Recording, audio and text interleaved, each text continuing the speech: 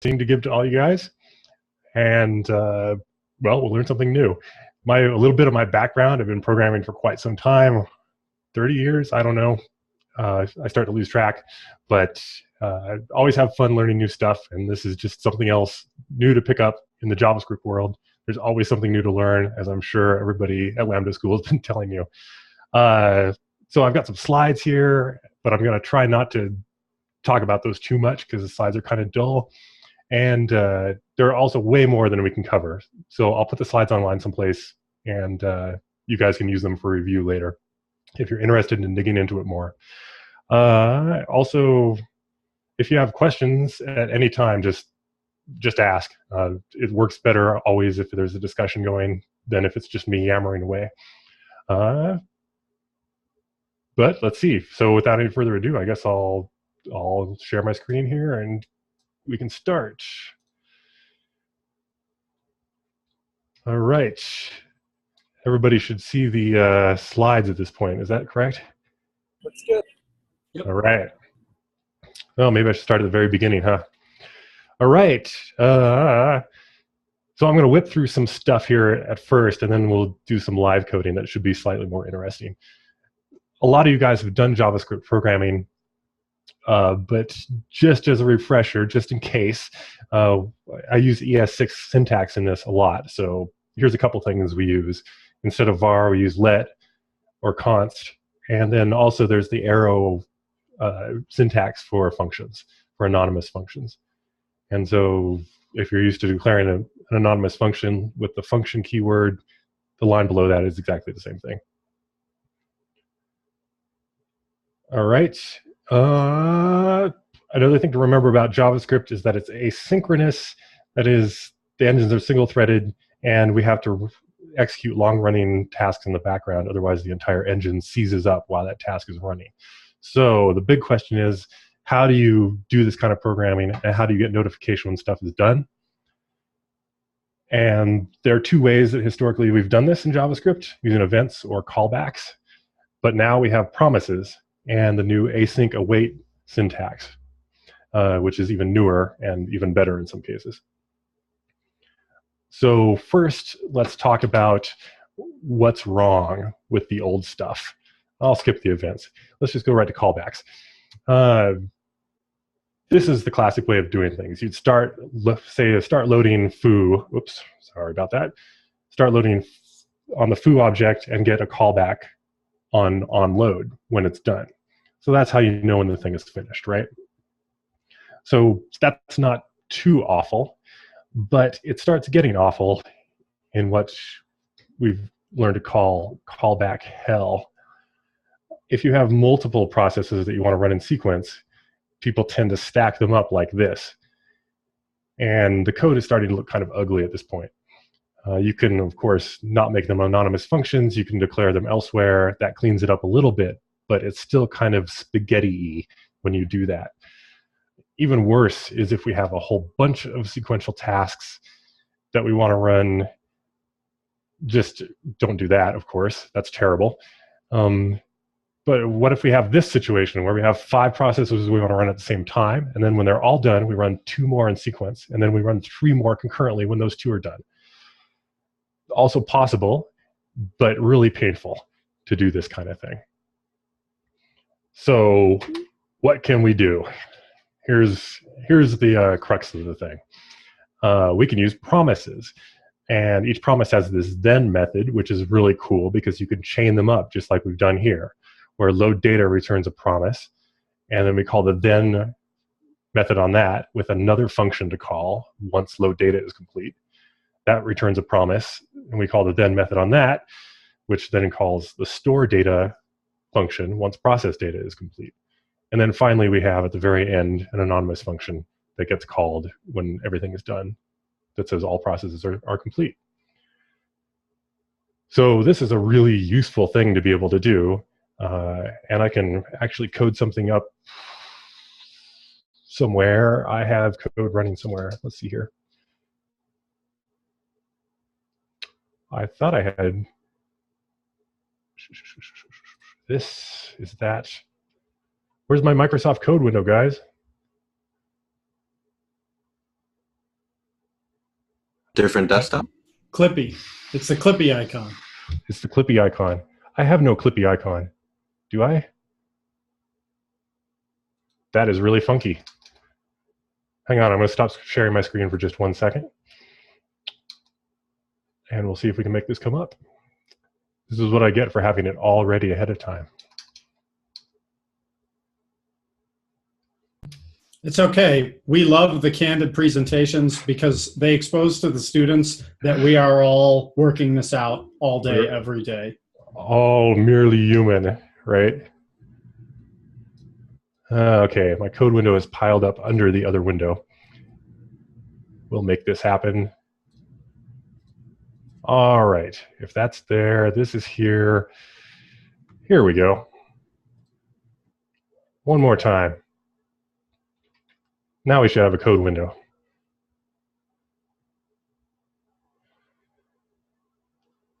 Alrighty, so let's code up a little thing here. I'm writing this using Node.js, but we can just bear with me. My apologies. I don't see the window myself, and I see that several students are saying that as well. Uh-oh. Hang on a second. Better switch to Vim. Better. This is the one. Vim never lets me down.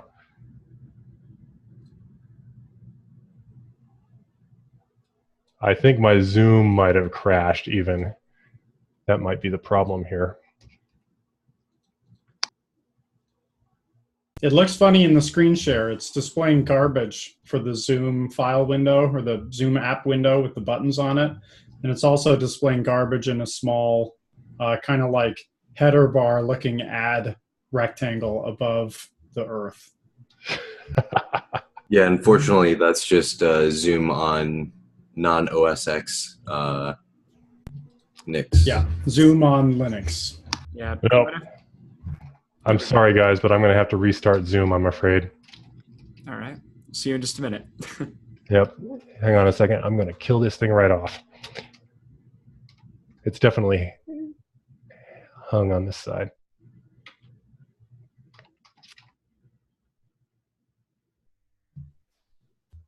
So if you're on Linux, you need to run a Windows VM so that you can Zoom. And if you're on Windows, you need to run a Linux VM so that you can program. And if you're on Mac, they both work because that's what Mac's supposed to do. All kinds of fun.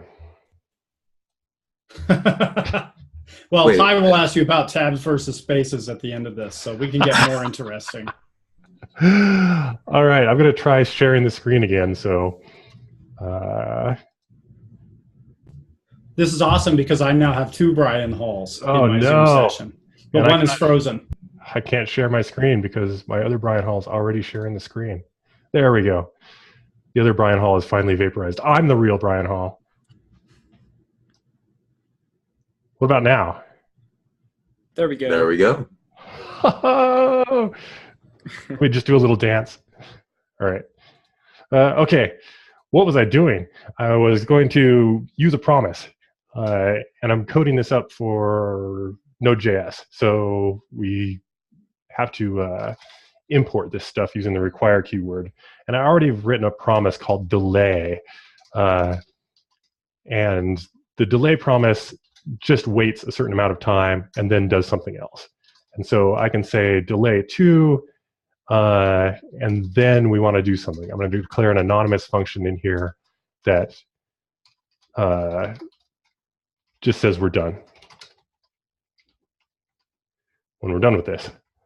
So delay to is the promise, returns the promise, and then we call then on it. After it's done, it will execute this function that's in here. So hopefully it waits 2 seconds, and then it says done. So this is just a way of chaining these things together. So we could actually have a bunch of these. We could say delay to, then we'll just print out an A. Then, mind you, everything that's passed to then is a function to be executed. So we have to declare another function here then I'll delay 3 seconds, and then we'll say B at the end of this. If I didn't make any typos in that, should wait 2 seconds, then print an A, then wait 3 seconds, then print a B. So all this is happening asynchronously. That is, the JavaScript engine is free to do other stuff at the same time. In fact, if we make a couple of these things, and we start off with a delay of 1 here, and then we print 1, and then a delay of 2, and we print 2, it's important to note that these two lines, this delay line and all the thens, this delay line and all the thens, are going to be executed immediately. And then all the promises will be fulfilled later. But they're both going to run at the same time. And so if we run them like this, then we should get 1, then A, then 2, then B. So both those sequences, both those chains of thens were executing at the same time. Does that make sense so far to everybody? Any questions or anything? Just shout them out. Could you show us the delay.js file? I can, but I'm going to put that off a little bit if that's okay, because it gets off in the weeds pretty fast. And after we get a handle on what's going on for the usage standpoint, because almost all of your usage promises is just going to be using other people's promises. After we get that down, then we'll dig into the nitty gritty, which, believe me, I'm eager to do, but I'm restraining myself. But I'll get there for sure. Let's see. I want to talk about the promise object. You guys are all seeing the slides now, right? Yep. Okay. Yes. Yay, technology. Woo. All right. So sorry to get conceptual here, but it's sometimes having a little bit of lower down knowledge of what's going on is really useful. So in this case, it's important to know what a promise actually is. It's just an object. So when we were calling delay back there, it was returning an object, and that object was a promise. And that promise represents and encapsulates some process that takes a while to run, plus the final state of that process. Did it succeed or did it fail? Or is it still running? So the promise exists in one of these 3 states: pending, resolved, or rejected. That's the official terminology. So when we first called delay 2, it's in pending state. It hasn't finished yet. But when 2 seconds have elapsed, that promise becomes resolved. And at that point, it's in the resolved state. And if there are any then handlers attached to it, then the then handlers get called. So, and this is very useful. There's an example later on where we actually make some promises and add them to an array, which is kind of a weird thing to do, but it's good to remember that a promise is just an object that represents that process and its completion. So feel free to add it to an array or whatever you need to do, or even reassign it to other variables. It's just an object. Here's an example that's just very similar. Something you might actually see in the wild. I think on the next slide, I talk about how data gets passed from one thing to the next. So yeah, let's look at this. So the then handler actually gets an argument. It has this parameter that it can look at and figure out what data came back. So in this case, load data returns a promise, and when that promise is fulfilled, the then handler gets called with the data that just got loaded in that case. In the case of my delay, I don't believe it actually returns any data because it's just done delaying, that's all. So there's nothing to get back from it. But I do have a different delay function called delay square root. So if you guys have ever taken a square root and you thought, man, that was way too fast, I wish it had taken me a lot longer to get the square root of that number, this is the promise for you. Because this will get you a square root back, but it takes a second to do it. So I can say delay square root of 2, we'll just keep 2 there. And the result's going to come back in our, as a parameter for our then. So if I've got this right, which I don't, what did I do wrong? Delay square root is not defined. Delay square root.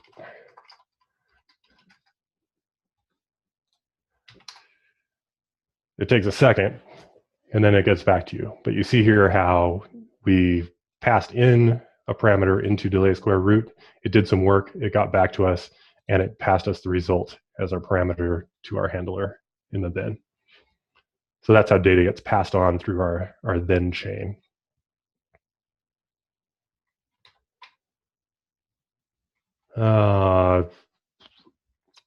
There's also an error handler. So in our then over here, we just had one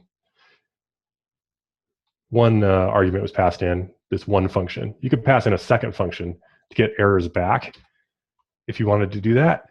So I think I actually do give an error in this case. So I'll have a second function here that takes an error.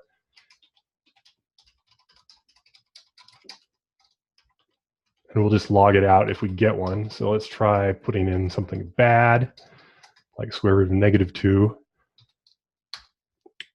So immediately there we get an error out.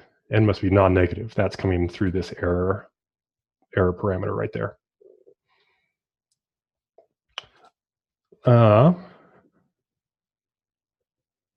Make sense?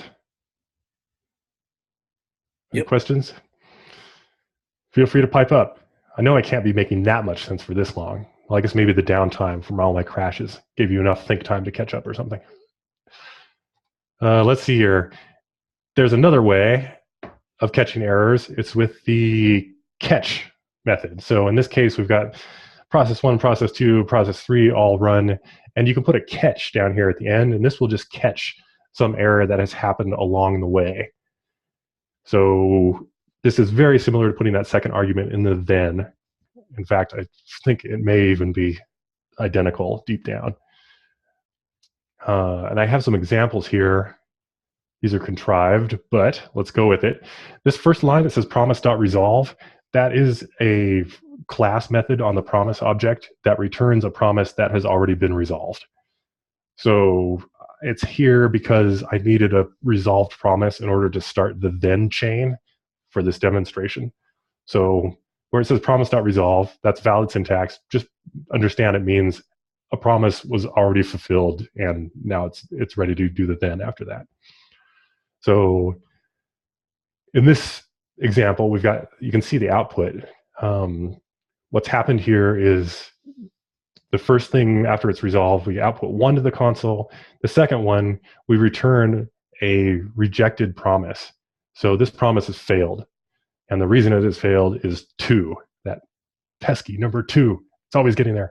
So the 2 is causing it to fail for whatever reason. You see that we skip the output of 3. We don't actually output 3 anywhere. So we've bypassed the success handler on that particular then call. So where the reject happens, that's where we start bailing out until it gets handled.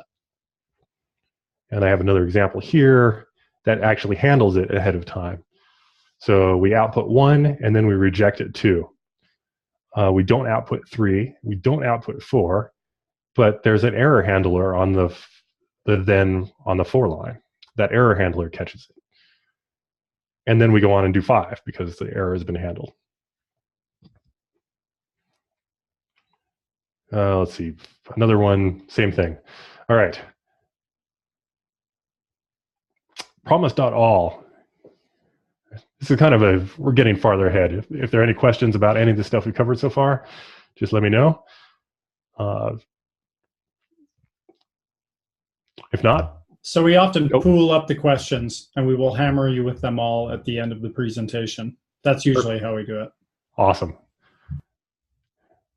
I'll be ready. All right. So promise.all is a really cool class method on promise. It takes all the promises you give it in a big array and it waits till they're all done. And then you can do stuff.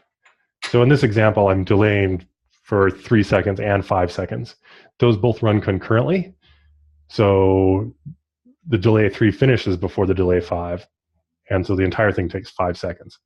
It's kind of a contrived example. A more realistic example was something that I just did recently, which was a loop to put information in a database. I wanted to populate a database with some sampled data.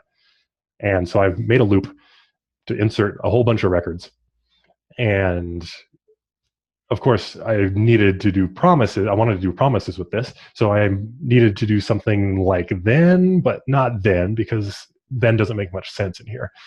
You could use it with a then, but then you have to call your own function again, and it would just be kind of messy. So remember that a promise is just an object, and we can store objects in an array. So this was the solution that I used for this case. I made an array of promises, an array of empty promises, and we go through this loop 100 times, and I call this made-up function named database.insert, which returns a promise. And then I take that promise and I add it to my array. And then after all that is done, I call promise.all on the list. And that waits until every single one of those promises has been completed. So here's a kind of a cool way of doing this.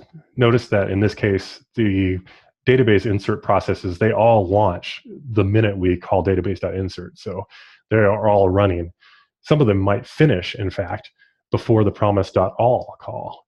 But that's okay, because the promise remembers that it's been resolved and everything functions perfectly, even if it resolves before the promise.all.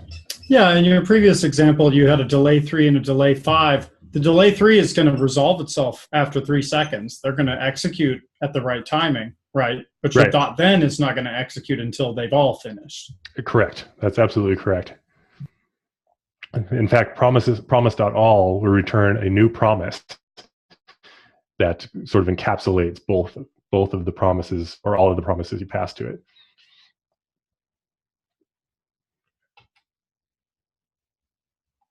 Let's see.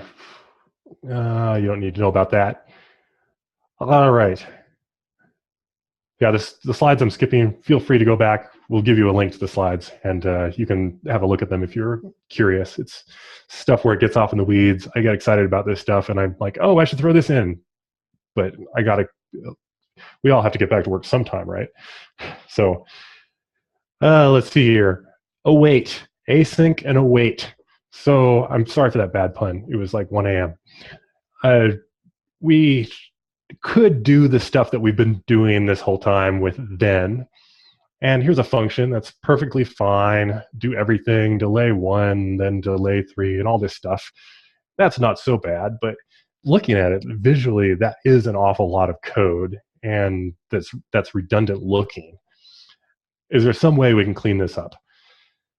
And yes, we can. So there is this awesome thing called async and await that's definitely supported in the latest version of Node. A few versions back, it wasn't. I think all the browsers, except IE, support it at this point. When I was doing work before, I was in the awesome situation where we only had to support the last 3 versions of every browser, which for Chrome and Firefox was just awesome. But I don't know if not everybody's going to be that lucky. So you might want to use some kind of transpiler if you're going to use this stuff out in the wild. And you are going to want to use it because it's so awesome. So what can we do here? This is the exact same function we just had on the previous screen, except we're using async and await to do it. And so let's take a look back here. We were going to delay 1 second. We're going to print that's 1. We're going to delay 3 seconds. We're going to print that's 3 more. So this is exactly what we're doing right here. We're going to wait 1 second. We're going to print that's 1. We're going to wait 3 seconds. And then we're going to print that's 3 more. What makes this possible is the async keyword in front of this function. And when JavaScript sees that, it actually turns this thing basically into a promise for you. So it'll have do everything, return a promise. When you're awaiting for the delay, that's just like you type delay.then, and so on. The compiler figures all this stuff out for you. And it actually makes the code look quite linear at this point, right? It's almost just as if you would write it in this order. The weird thing to keep in mind is that when you call do everything, it actually returns immediately because it's asynchronous. And all of the code in there will be called at the proper time because the compiler has and the interpreter has figured it all out. So I have a question on that one. shoot. Brian. Yeah. So is there a reason in particular that you use the ES5 syntax on the function there with async, or could you just use an arrow function there, or? You could use an arrow function there, but I actually wanted to name this function something. So, and I think it's on the next slide. I wanted it to be named something, but because it's not an anonymous function, I didn't use the arrow syntax, but you totally could have. And I think the parentheses get a little bit weird. I think you can do something like this. Maybe it's not. Maybe it's happy with that. Yeah, that definitely looks weirder. So yeah, it's absolutely possible. Oh no! Did I crash? Looks so. Oh boy. Well, kind of crashed. What about now? You're now no longer screen sharing anything. But you can see me. Yep, we can see you. Yes. All right, good. I can make it happen still. Man, I don't know if it doesn't like the fact that code is running or what is making it. Zoom is just terribly unoptimized. All right, let's see here. There's this, there's this. Here's my Zoom. Here we're sharing the screen again.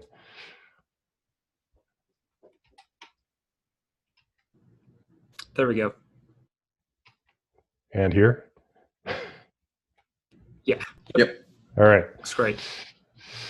Woo! All right, so async await, thing of beauty. Like I said, they return promises immediately. So here on this previous slide, we had do everything, right? This is a function we've declared. And because they return promises, you can actually keep treating them like promises. So we've made do everything an async function, but we can call .then on it because it returns a promise immediately. So these are both totally valid snippets of code here. One that does everything, then waits 5 seconds, and then says done. Here's the second one. We've declared another async function that waits for do everything to finish, and then prints out that it's done. So you can kind of mix and match async with promise syntax as you see appropriate. It's probably best to stick with one or the other, but they are promises. Let's see here. Here's an example of getting something back from an async process. So normally we'd get that parameter back and then, but here we're getting it back straight as an assignment from the await call. So I'm going to switch screens again. You guys see my code? Yes, sir. Oh, go away. Man, I take a deep breath every time I do this. So let's see here. So here's our delay square root then. I'm going to do some funky syntax here and make an asynchronous anonymous function that we're going to call immediately. I know that looks ugly as heck, but this is an anonymous function. I'm just not naming it, and this here makes it call that function. So, and I need that because I'm going to use await in here.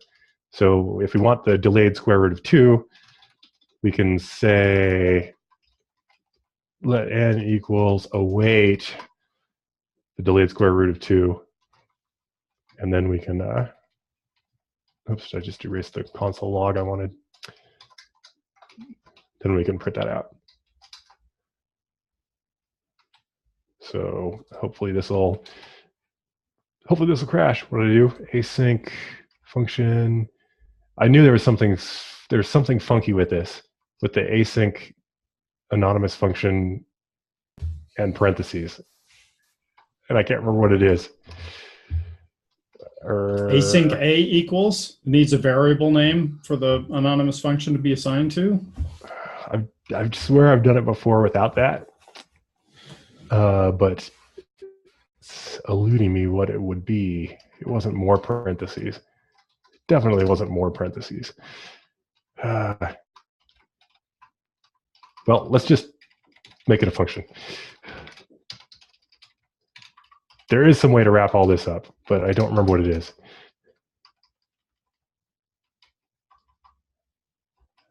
JS hint is still mad at me, though. Async function. I'm on it. I'm on it. All right. No?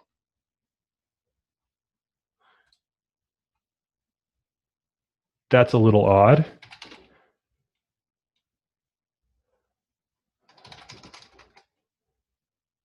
Let me make absolutely certain that I'm using the right version of Node here. There we go. I was apparently using an old version of Node that didn't support async await, so I had to switch to it for development reasons. Anyway, so now we've got the function.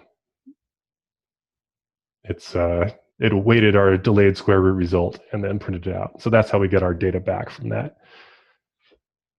One more thing I could talk about right here is how we actually catch bad data here using this format, using this syntax, and we use try-catch blocks for that. So we'll try this, and we'll catch an error. And we'll, again, make this bad.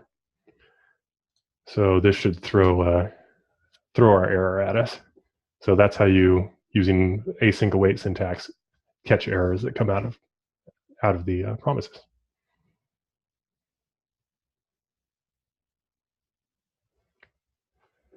All right. Let's see here. I'm going to point this out really fast. If you're inside an async function and you want to cause it to reject the promise, use the throw keyword for that. So here's a division function that would send your division instruction out to the cloud for super fast distributed division, if you needed that. And it's got a little error check that throws an error in it. We just talked about that. All right, so now it's time to go off in the weeds a little. Someone had asked earlier, what was in the delay promise? What did that actually look like? So let's talk about that stuff. So again, remember that promise is an object. So we're going to be making a new object for our new promise. This is the thing that you'd want to do if you had some asynchronous process that used callbacks, say, but you wanted to promisify it. You wanted to make it into a promise so you could use it with other promises. You would follow a procedure kind of like this. So we're going to make a new promise, and remember, later on we can get its status at any time. Our promise code will be responsible for resolving or rejecting the promise as appropriate, and then it could be chained together with other promises. So let's skip ahead to here. That's kind of a bad example. Let's skip ahead to here. So here is the timeout function. If you guys have never used this before, this is a JavaScript built-in. It waits a certain number of milliseconds, then calls a function. So here we're calling set timeout, call function f after 1,000 milliseconds. And then function f gets called. But let's say we wanted to make this into a promise. So we wanted to be able to say set timeout p, we'll call it for promise, and then have a then process or be able to await it or something like that. So this is a function called delay that takes a certain number of seconds to delay, just like we've got in the code before. And this is how it's implemented. It's going to take a little bit to absorb this. So I'm going to leave this slide up for a second here. But basically what we've got here is we've got a function called delay that takes a number of seconds as an argument. It's going to return a new promise. And the new promise is going to do all the work.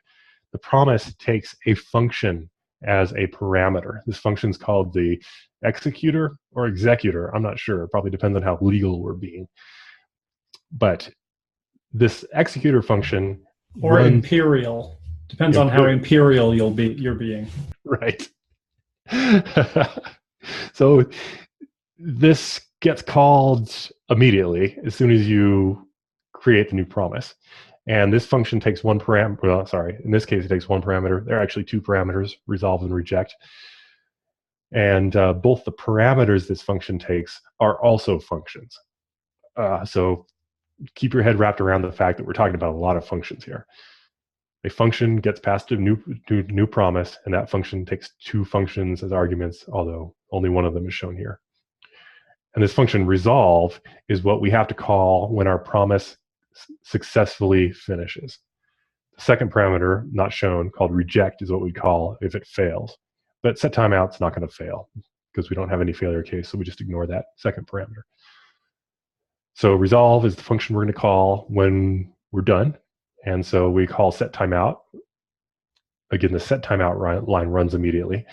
And we say set timeout, hey, run 1,000 times the number of seconds, and then call resolve when you're done. And that's sort of the most basic example you can come up with, I think, for getting one of these done. And there's an example usage below that. So back out here, back in the code, I've got this delay function is a little bit more built out.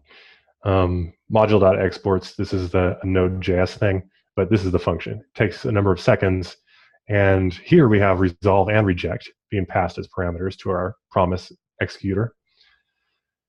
This code runs immediately. We check to see if seconds is less than 0. If so, we reject this promise with an error message saying whatever's gone wrong. Otherwise, let's go to town and do what we were going to do originally, which is call set timeout, call resolve when it's done. Delay square root is very similar. Again, Node.js syntax here for exporting from the module. It takes a number n to take the square root of, and returning a new promise. Again, it's got resolve and reject. If n is less than 0, then we reject because n can't be negative in this particular math library. Otherwise, here's where all the delay is coming from.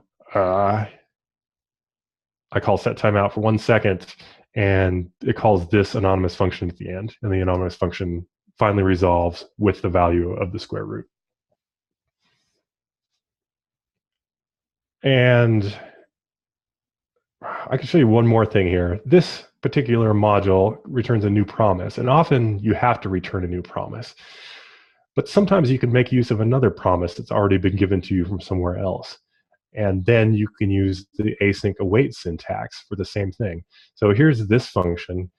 This is exactly the same thing, except it uses async instead. And it also relies on that original delay. So instead of having the timeout built into this one, we import the delay code, and then we use it down here. So the async version's pretty straightforward to read. If n is less than 0, then we throw our exception. Otherwise, we await delay 1. It waits for a second. And then we just go ahead and return the result. And this works exactly the same as the delay square root without the await. They both, since this is an async function, it returns a promise, just like this guy returns a new promise. It just depends on if you like your syntactic sugar or not. And if you have another convenient promise floating around. All right. I did notice that between this, the classic timeout, which looks pretty straightforward, and this one, which looks more complicated, somebody might be wondering why we would even do that. But remember that it's buying us some stuff. So we definitely know if something succeeded or failed. In the case of event listeners, maybe you added the event listener too late and missed the event, but that doesn't happen with these. And you can also chain these promises together really easily, and to change those orderings and insert stuff in the chain easily.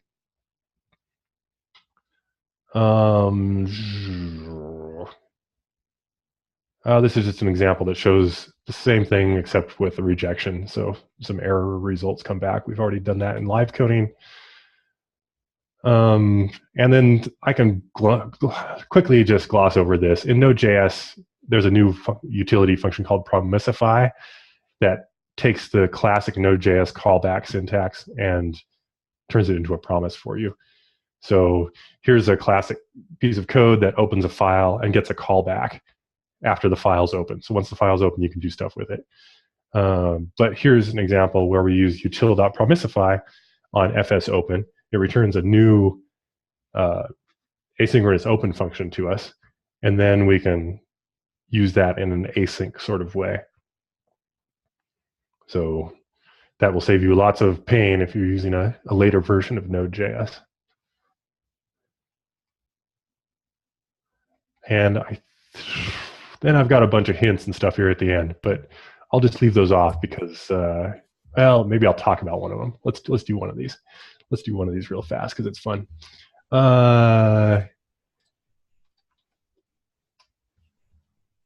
So let's do our delay square root here again. Delay square root and get the square root of 2. And then we're going to print done.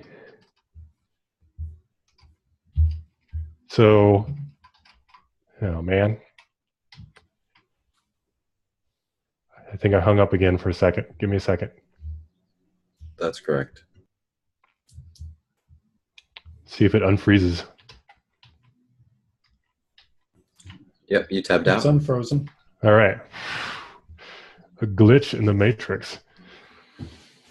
So we want to do this, right? Seems sensible enough. So this should give us our square root after a second, and then it should print done. But what? It printed done first. Why?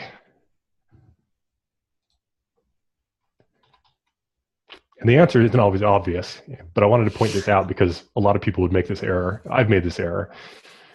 The answer is that in the then call expects you to pass it a function. But we're not passing it a function. We're passing it the return value of console.log. That is, we're calling console.log immediately. We have to call it first because it's inside the parentheses of the then, right? So that's happening first. And I've done this many times. Yes. So the solution is, if you're ever getting stuff that's crazy out of order like this, I mean, it would be even more obvious if you did something like delay 10, right? If you ever get in this situation, then you want to make sure you have a function here. So there I've declared a little anonymous function. Now we're good. Now then is getting past a function. It's not getting past the return value of console.log. So common pitfall there. That's a good pointer. Yeah, it'll make you pull your hair out. You're like, why is this stuff happening all at the same time? But then there's got to be a function. Remember that. Yeah, I think that the linter at this stage, particularly in VS Code, should catch that and point out that you're passing something that's not a function into the then callback. Right? Yeah. That's the whole point of VS Code. The weird thing is, it should be at least a warning. The weird thing is you can actually put constant values in there, which is really strange. So like if I delay, let's get just back to our regular delay. So I'll delay for 1 second. You can do stuff like this, which is really peculiar. And then it resolves immediately with the value 2. And I have no idea why you'd ever want to do that. Yeah, well, you'd have to write a promise that is expecting something that's not a function. That's weird. I thought it would resolve to 2. Yeah, I don't know about that. Yeah, I swear I saw that happen, but maybe I dreamed it. This should resolve to 2. Yeah. All right. So Yeah, I'm not quite sure what happens if you put things that are non-functions in there, but yeah, something should warn you. Yeah, well, you're running VS Code because it gives you linting, real-time linting into your JavaScript, presumably. Yeah, I'm using ESLint as the linter. And So things I can't really argue one or the other, but the Webpack linter that we have been using in our development is much richer than the ES linting that I have used in the past. And okay. I'm sure you can configure Webpack to use a multitude of linters. I don't know which is which. So we've got a number of questions piled up. I get the feeling that you're pretty close to the tail end. Yeah, I think it's actually at the end. Next slide.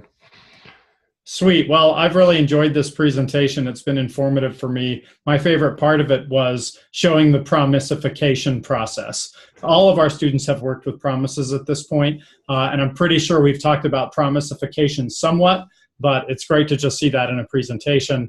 That's really useful for anybody, like you said, who's using old school JavaScript, which is all of us. So I've got a bunch of questions, and I'll try to get through them. We've only got 9 minutes left on the schedule at the moment, but we often will carry on these brown bags until everyone is happy. Once 3 o'clock has passed, people might drop off and go work on their personal projects. But as long as your schedule is open, we can go as long as you feel like it. I'm good. And also, I wanted to point out on that last slide, there's actually a link to a GitHub repo that I put together that's just got a pile of examples in it. So I'll have to look at that last slide and grab that thing. We'll get you the slide somehow or another. Cool. So the first question I wanted to ask, so the students have all been typing textual questions. They don't verbally interject as much as I would like, especially in this remote context. I'm trying to teach them to just butt in and talk over me because I never stop talking. I don't provide an opportunity for people to comment. So I'm trying to teach them to interrupt me. But for brown bags, we have them post in text channels. And one of the first questions I saw was, what's the hardest bug you've ever encountered in your career? And how did you get through it? Oh, man. So I think there's a part of my brain that actually forgets the hard ones. Forgets how hard it was. Like, I remember the bugs, but it's kind of like you remember the solution, but not the pain. Oh, what? Okay, I know what it is. I know what it was. Although this didn't take me the longest to find, it was definitely pretty weird. It was in a C++ program when I was working at Activision, and there was some code that had a bunch of warnings in it that it had rotted. It was crufty and old, and there were some unused variables in it. And I'm like, no big deal. I'm just cleaning up warnings. So I'm plowing through this stuff. I delete all the unused variables, builds, and the game stops working. It's crashing in just the most weird ways. And I'm like, all I did was remove local variables that were unused. They weren't even used. What is going on here? And so I put the local variables back that weren't used, and the game started working again. So, all right, now what's going on? I finally figure out which variable it is that's causing the problem, but it turns out that's not really the problem. Digging more into the code, I found is a place where we had an array of some type of object, but for some reason the programmer had turned that into an array of chars, an array of characters instead of an array of structures, the way it was supposed to be. And I could not figure out a reason why he had done this. But what had happened was deep down where the crash actually occurred was actually in a vector copy. So we had this little 3D vector, and there was a routine to copy one vector from to another, and that was failing. And that's insane because we use that everywhere. The code for the copy is dirt simple. Nobody's touched it for 5 years. Like, there's no reason that should ever break. Sounds like C programming to me. Yeah. So I'm looking in there, and I'm like, why is this array an array of chars? Why does he cast it to an array of chars instead of this array of... I couldn't figure out a reason. But what was actually happening was there was an alignment issue, a memory alignment issue with these vector objects that were stored in this array. And when we did vector copies in the PlayStation 2, you had to have these aligned on even memory address boundaries. And if you had one of these misaligned on an odd boundary, then the copy would fail. So what was happening, since it was in a char array, the compiler felt free to start that char array on an odd byte boundary in memory. Because it's a char array, it's allowed to start it anywhere. But if it were an array of structures, like an array of vectors, it would be compelled to start that on an even boundary, just in case we needed an even access to that. So how long did this take? Probably about 2 hours. The worst bug in your life took 2 hours to fix. That was the most complicated bug. It wasn't the one that took me the longest. But that one, I somehow deep down, I'm like, I know this is some kind of crazy memory alignment issue. And having that one local variable in there, that pushed the stack into the right place so that the array was memory aligned properly. But when I took the local variable out, it misaligned. Well, the fact that it took 2 hours for you to fix, I completely bow down to. That sounds like a 2-week bug for me. All right, so I like this question, and it's a 2-part question, and I'll provide context if necessary, but you can probably capture the meaning. Is there a way to find out if all promises that have been completed from outside the promise? And then the follow-up from this is, if you run a promise function and it does something, the dot then can finish up. But if you wrap that promise in a regular function, is there a way to have that promise tell the function where it executed in something, even though the outer function has technically finished executing and cleared from the stack? Let's see. Wait a minute. Let's start with the first one. That was a lot of words for me to. So the first one. Let's see. The first question: can we determine if they are resolved from outside the promise? Like, can we just look at the promise and see if it's resolved or not? And the answer has got to be yes. But actually, I've never done that before. So we have a quick look here. The Mozilla Developer Network page has a great reference for all this stuff. Race, reject, resolve.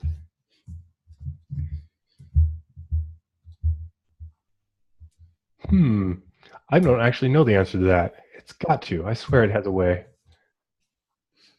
That would be a cool opportunity for a little code demo. You know, we could do a promise, and then we'd have to keep the promise in a function that was in the containing function. And then once the promise had resolved inside of our callback, we would have to check using that external variable what the properties of the promise were. And we could figure out if there was a variable that had been changed. Exactly. But that's a really contorted way to avoid what promises do, which is they tell you when they resolve, when they execute the code inside .then, right? Right. So, yeah, this is exactly right. You probably don't want to actually explicitly test anywhere. You just want to structure your code so that it runs in sequence if the promise resolves or rejects. So I just found a Stack Overflow page. It says they are not part of the specification, nor there's a standard way of accessing them. It's not recommended. Yeah. You might be able to, but you shouldn't. There's a piece of convoluted code posted there as well that you could use, but it doesn't seem like it's a lot of fun. So yeah, I recommend just structuring your code so you don't have to do that. Yeah, so the next question was related to this. I'll read it again. If you run a promise function and it does something, the dot then can finish up. But if you wrap that promise in a regular function, is there a way to have that promise tell that function where it executed in something, even though the outer function has technically finished and is cleared from the stack? So to tell it where it's finished, like where in the then chain that it's finished? It strikes me as though it's simply trying to get a message up to the parent function that it is finished, which I think, again, is the purpose of functions. And for example, we could just pass a reference to the calling function into the promise. And I think the final part of it is that the function hasn't been cleared from the stack because its stack is attached to the promise. The stack can't go away until the promise has finished. Actually, it returns immediately. After you call that promise line, it will return. But if you wanted to keep track of which then handler was currently executing, go because you had some other function somewhere that could look and see. What I'd probably recommend doing is having a variable somewhere, like a global or something inside a closure, and then setting that variable at every step in the then chain. So if you get to the third then and you want to set a flag that says, hey, we've made it to the third then you set a variable. And then somewhere else in some other handler, that variable can be inspected to see if you've gotten that far. Nice. So that's one of the harder questions I got. I got a question that asks, how does JavaScript watch for code completion? And I'm assuming it has to do with the use of VS Code and the fact that VS Code is full of all these amazing inline autocompletes. Oh yeah, within the editor, yeah, it's VS Code's got all this IntelliSense stuff. IntelliSense, I think they call it, TM. And I think in VS Code, I just had to install the JavaScript, or maybe it came with it, the JavaScript extension or plugin to handle that kind of code completion. Yeah, and I think that's one of the things that Microsoft prides itself on, is having IDEs that do really good code completion. Yeah, I think it's compiling your code as you write it. I think it has a partially compiled structure of your application, and it knows what things could go in as the next token according to the pre-compiled application, and it guesses and gives you some options, right? Yeah. Plus, I think if you put a JS doc style comment at the top of your function, I think that'll pop up as well when you're typing stuff in. Yeah, this VS Code was one of the first times I've seen it being live presented, and it looks nice. Like, I use VI, I use a stone. I don't want to use auto completion, and I'll give a brown bag on why you shouldn't use autocomplete sometime. All right, here's the next question. When was the promises paradigm created, and how has it been received and adopted? And there's a follow-up that has to do with how does that relate to async await? So let's just mush them all together. Why do we have promises, and where are we going? Yeah, when did promises start? I guess I don't know the answer to that. The first time I heard about them was when they were invented for jQuery. So jQuery had its own little promises. They may have called them futures. I can't remember the exact terminology, but it was the same concept. And this eventually got rolled into a spec and so on. And that was, I'm going to say that was like 4 or 5 years ago, maybe even more. I've lost track. And W3C specs take a long time to come to fruition, and seemingly even longer to make it their way into browsers or into engines. But back in Node 6, which was a couple years back, promises with the then syntax were supported, but async await was not supported yet. And I don't know when async await came about, but let's see, recently. Yeah, recently. Version 7, I think. I think it's on version 8 now, but I know that util.promisify code came into existence in version 7 as well. Is async await actually supported in any browsers yet, or are they all just transpiled? Yes. It's actually supported in Chrome and Firefox since I'm not sure when, and in Edge. Both edges support it. IE does not support it. So IE is sort of the last holdout. And I don't remember when Chrome actually got it or when Firefox got it. But Chrome and Firefox, they put out new versions so frequently, and Chrome's got their awesome auto update thing. Something like 95% of the population is running the latest version of Chrome. So, does that answer that question? I think so. Can you chain the .catch method when using async await instead of using a try catch block? Let's see. Can you? Yes, you could do that. If you take the async function and you treat it like a promise after the call, you can put .catch after that. If you Yeah, I don't see any problem with that. That should work just fine. If you do catches, you'll want to put the catches in the then chain where you want them to be caught. You can put one at the end that would catch anybody's error, or you can put them in the middle to catch errors that occur along the way and continue processing afterwards. First-time listener, first-time caller. Is it safe to say that a way to get out of callback hell is to use promises, and a way to get out of dot-then chains is to use async await? Exactly. Yep. All right. How did you get the name Beej Jorgensen? It's actually usually pronounced with a hard J, but it's a long story. Long story short, there was a guy that I got mistaken for once, ages ago, named Brian Johnson. Now, I'm not Brian Johnson. My real name's Brian Hall, but Brian Johnson gets shortened to Beej, so that's where the Beej comes from. And then fast forward like 20 years later, I introduced myself to a new coworker. I said, "Hi, I'm Beej," and he said, "Beej Jorgensen," just like that, and that's where that came from. So it doesn't mean anything. It's not from Moria. It's not like your character name in Moria. Nope. But it does have the benefit of being the only Beej Jorgensen on the entire internet, as far as I can tell. So it makes me easy to Google stalk myself. All right. I think I've got two more for you, and then I will release you. Are there alternatives to try-catch blocks for error-catching async await functions? He says, I've used a wrapper function before to catch errors.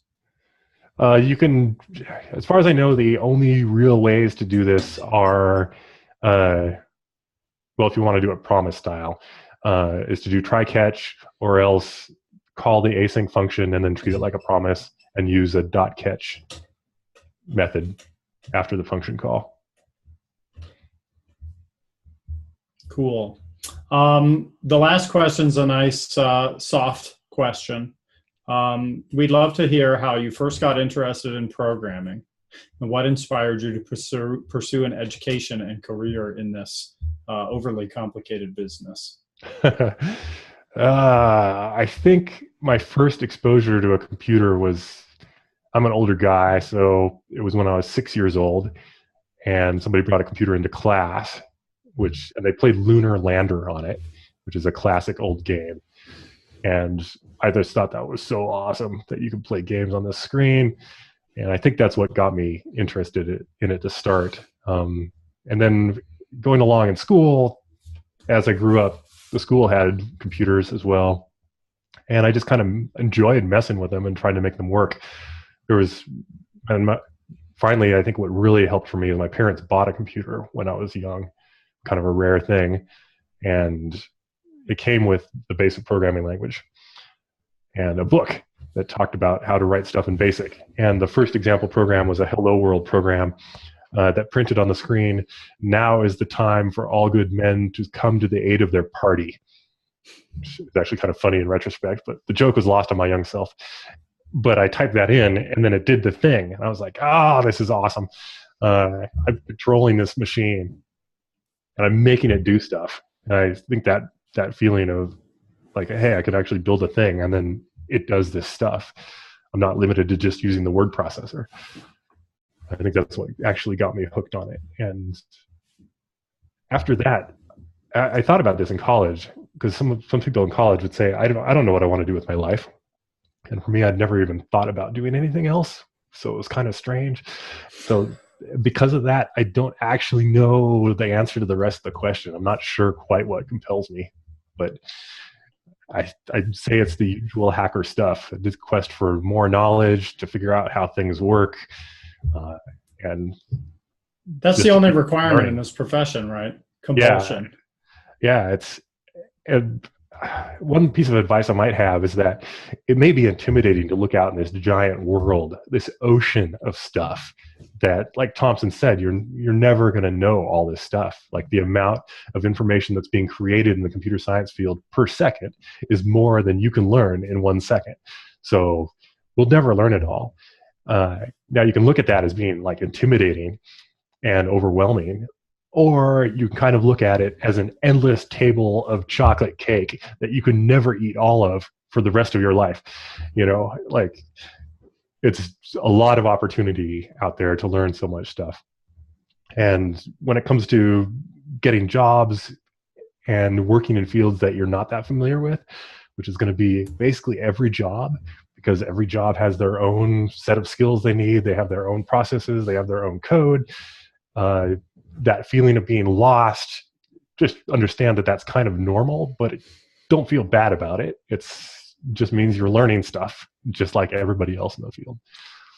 No doubt, as we've said to you guys many times, programming, being a programmer is not knowing how to program and knowing all the rules. It's just having a willingness and an enthusiasm to learn something new and to solve a problem that you did not know anything about a couple of weeks before. You do the research, you learn how to fix it, and in that way, you stay employed. I have 2 more questions now. They keep coming because they're getting more interested. That's all right. But it's 3:10. You don't have to take them. No, I'm good.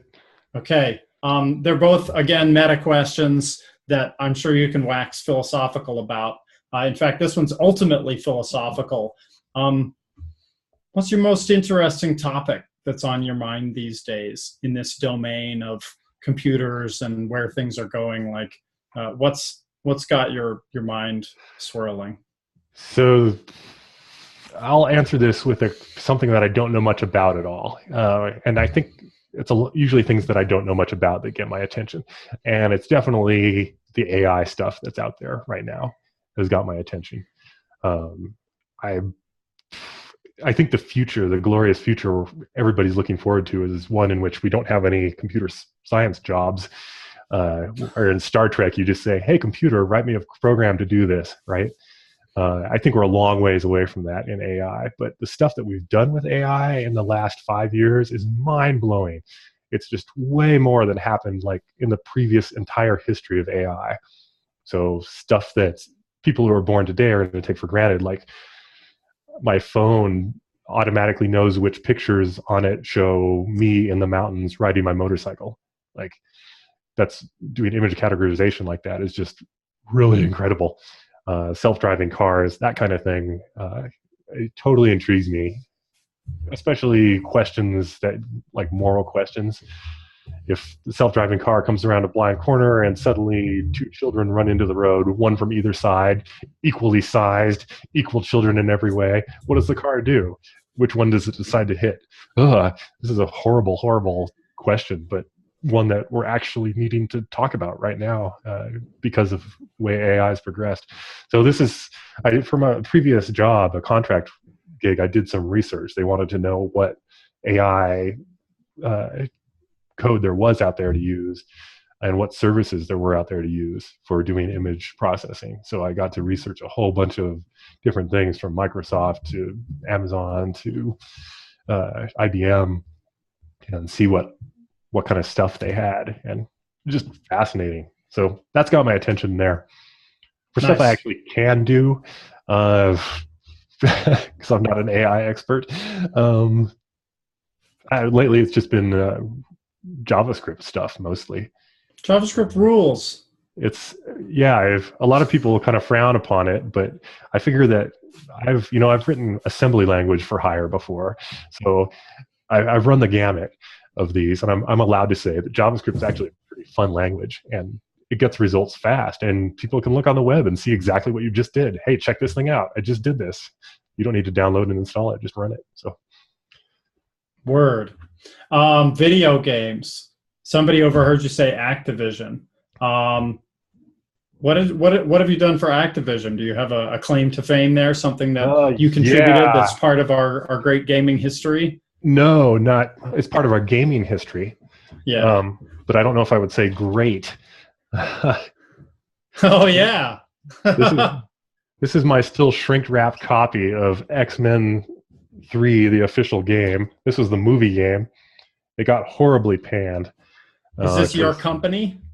No. So I worked for a company called Z-Axis, which was a studio for Activision. And Activision doesn't actually produce its own games. It just owns a whole bunch of studios, and the studios make the games. So I worked at Z-Axis for 4 years, I think, and worked on a couple games. The game before that was a game called BMX XXX, which was a embarrassingly R-rated BMX game. Wow, that's epic. Yeah, so there was that.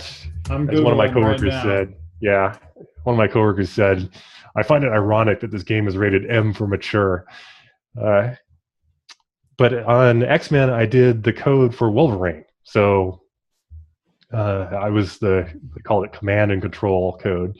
So I got joystick input, figured out what to do with it. The games had 3 different characters. Wolverine was one of them, and Wolverine just brawled basically. So I had like some code written to handle combos when you press the buttons in a certain order, and when he had to jump and do different pounce attacks and all this other stuff. So that was the bit of code that I was writing. And it was also one of the most boring characters because all Wolverine does is punch and punch and punch and punch and punch and punch. This is all he does.